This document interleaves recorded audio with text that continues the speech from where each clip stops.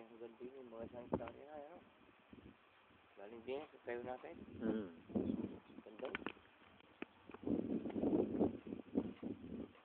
Pambing ng sal.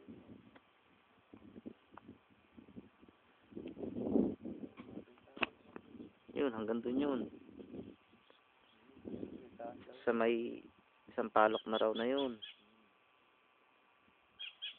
Hanggang dyan, dito, boundary. Yung pabundok na yun. Lampas pa yata din yung palok na yan. Oo, hanggang dun. Tama pa yan sa palok na yan. I-zoom natin. Balubog doon eh. I-zoom natin. Ay, labo na.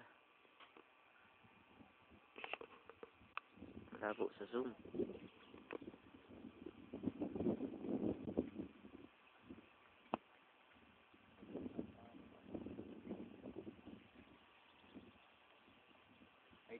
Ito yata ang boundary nila. Ah, ayun, ang bahay nila.